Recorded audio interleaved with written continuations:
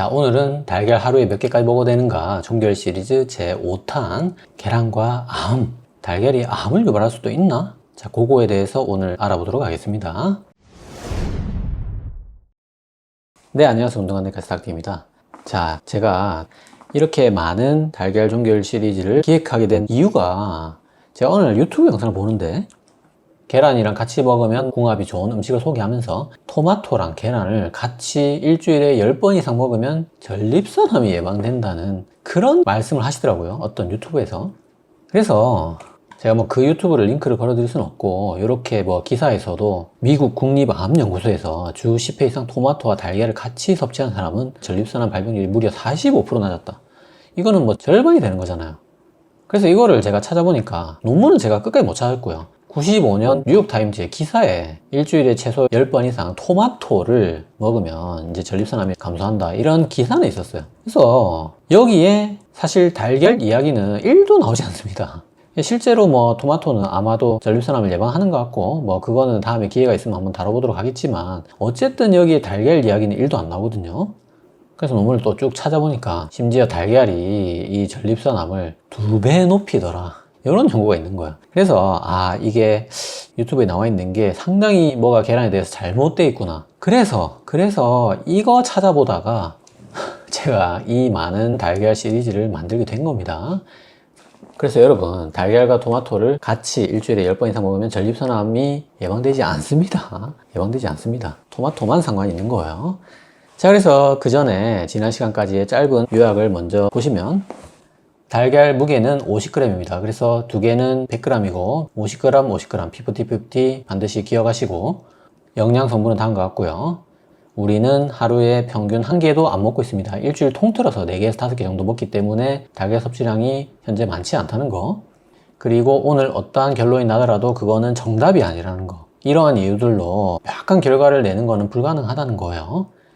그리고 제가 오늘 달걀을 1개까지 먹어야 된다, 2개까지 먹어야 된다, 이런 거는 매일 평균 평생을 얘기하는 겁니다. 그래서 내가 어제 앉은 자리에서 5개를 까먹었는데 그거 괜찮은 거냐? 그거는 해당이 없다는 거예요. 매일 평생 5개를 먹는 게 아니라면.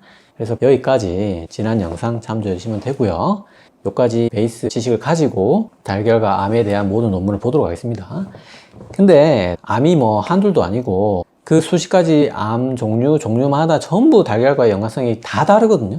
그래서 그렇게 해가지고는 여러분들께 설명을 드릴 수가 없고, 모든 암별로 또는 모든 질병별로 달걀이 각각 어떤 정도의 연관성을 가지고 있는가를 한 장의 그림으로 정리해 놓은 논문이 있습니다. 그게 바로 이 논문이에요. 2020년에 총 결론으로 달걀이 어떤 건강에 영향을 미치는 모든 질병에 대해서 다 조사한 논문이 있거든요. 그래서 총 29개의 논문을 바탕으로 34개의 결과를 식별을 했어요. 그래서 그걸 정리해서 한 장으로 그려보니까 이런 그림이 됐다는 거죠. 그래서 여기서 뭐 달걀이 사실 유리한 거는 별로 없습니다. 요 중풍이나 뭐 고혈압이나 이런 것도 사실은 자세히 들어가면 굉장히 복잡합니다. 이 안에서 뭐 뇌출혈은 또 어떻고 뇌경색은 어떻고 굉장히 복잡한 면들이 있거든요.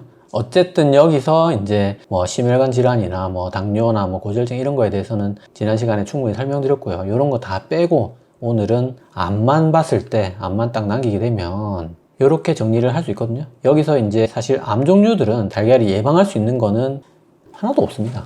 없었어요? 없어요. 없었어요? 아니 없어요. 있었는데. 아니 없어요 그냥. 달걀이 암을 예방할 일은 없다는 거예요. 대신에 이제 관련 없는 것들이 많고, 관련 없다는 거 빼면은 결국은 요 2개 남는 거죠. 그래서 달걀이 조금 위험할 걸로 생각되는 암이 2가지인데, 그게 하나는 위장관 종양, 하나는 난소암입니다. 요 2개에 대해서만 오늘 좀 보도록 할게요. 자, 위장관 종양과 달걀에 대한 논문입니다. 요게 위장관 종양과 달걀과 연관성을 조사한 논문을 전부 다 조사한 거예요. 그래서 37개의 사례대조 연구 7건의 코호트 연구에서 식도암, 위암, 결장암, 직장 결장암 이렇게 5가지를 조사를 했고, 요 5가지에 대한 달걀의 효과가 15% 정도 증가시키더라. 자, 그런 결과가 나왔고, 요 5개 중에 이제 직장 결장암, 요게 대장암이거든요. 특히 대장암만 봤을 때는 달걀이 무려 29%를 상승시키더라. 그래서 대장암은 좀 확실히 관련이 있는 것 같다, 그런 결론을 요 논문에서 이제 내릴 수가 있습니다. 그 다음에 난소암에 대해서 굉장히 대규모 연구가 2개 있었고, 2015년에만 한 해에 메타 분석이 2개가 나왔어요. 2015년 난소암 메타 분석 첫 번째 논문을 보시면 여기서 이제 12개 논문을 조사를 했고요. 그랬을 때 전체 난소암 위험도가 21% 증가해서 의미 있게 달걀을 많이 먹은 그룹에 비해서 난소암 위험도가 높았다. 그런 연구가 있었고요. 63만 명을 조사한 겁니다. 또 다른 2015년 난소암 메타 분석을 보니까 요거는 이제 난소암과 관련된 거는 11개 코호트 연구와 1개의 코호트 통합 연구, 요렇게 이제 두 가지가 있었거든요. 요 두 가지의 결론을 내보니까 난소암이 일주일에 계란 5개를 먹으면 약 9% 정도 증가하는데 이게 의미 있는 정도는 아니었다, 유의하지 않았다. 그래서 여기서는 관련이 없는 걸로 나왔어요. 그래서 또 마침 요 가장 잘 된 논문 2개를 합쳐가지고 2021년 굉장히 최근에 그 2개를 합쳐보니까 14.7%, 1.147배 달걀을 많이 먹으니까 난소암이 한 15% 정도 는다. 이런 전체적인 종합 결론이 나왔어요. 그래서 결론적으로 이제 아주 심플하게 결론을 내면 대장암하고 난소암 정도는 계란과 링크가 좀 강하게 있다. 그 정도의 결론을 낼 수가 있습니다. 달걀과 암에 있어서는. 그래서 달걀이 왜 암을 일으키냐, 이제 달걀에 콜레스테롤이 많으니까 그게 뭐 이런 효과로 발암 효과가 있을 수 있다. 그 다음에 또 콜린이 지난 여러 시간에서 말씀드렸듯이 염증 물질이 될 수가 있다. 그래서 요거랑 얘가 어떤 발암에 영향이 있지 않을까, 여러 논문들에서 그런 가설을 제시하고 있어요. 이제 콜린이 사람의 미생물에 따라서 뭐 이런 독성으로 변할 수 있다는 거 지난 시간에 많이 설명드렸고요. 요게 뭐 이런 심근경색도 일으키지만 암도 일으킬 수 있거든요. 그래서 사람에 따라 이제 계란이 굉장히 해로운 사람이 있다는 거. 자, 하지만 저 말이 달걀이 발암물질이라는 뜻은 아닙니다. 콜린, 뭐 그 다음에 식이콜레스테롤 이런 게 발암물질로 지정되어 있지 않거든요. 근데 우리가 뭐 가볍게 한잔 하는 그 맥주, 사실 술이잖아요. 술은 완전 초 1급 발암물질이죠. 근데 우리가 1급 발암물질인 술은 그렇게 편하게 마시면서 계란이 뭐 난소암, 대장암 링크가 있네, 뭐 어느 정도 연관이 있는 거 같네, 그런 거 가지고 너무 걱정할 건 아니라는 거죠, 사실은. 그게 이제 커피하고도 유사해요. 커피도 이제 사실 발암 논란이 많지만 그거를 술이나 담배처럼 명확하게 연관성을 밝히는 건 쉽지 않거든요.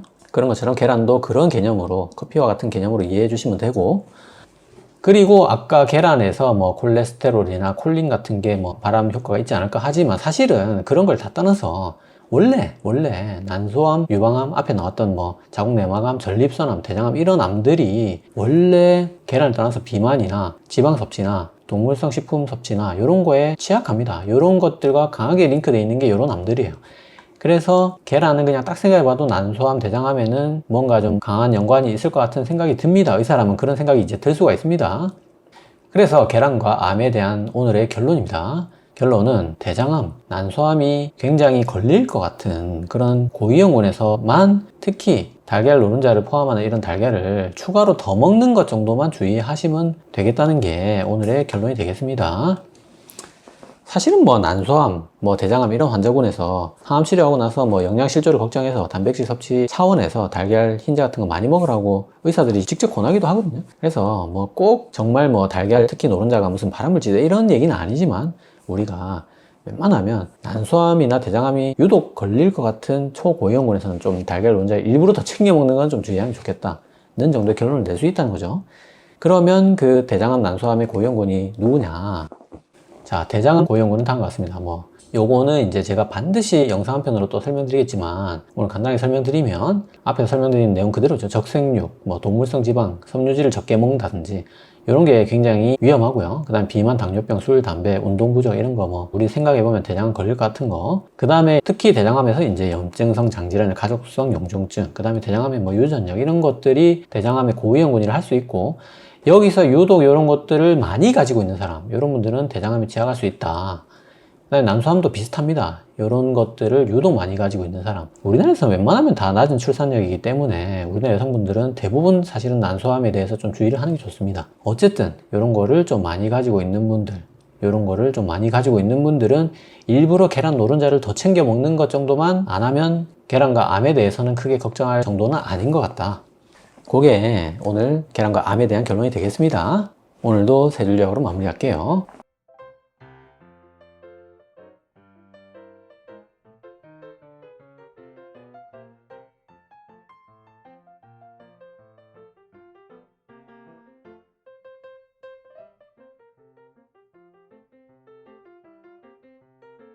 자, 오늘 영상 도움이 되셨나요? 도움이 되셨다면 구독은 여기, 관련 영상 여기 봐주세요.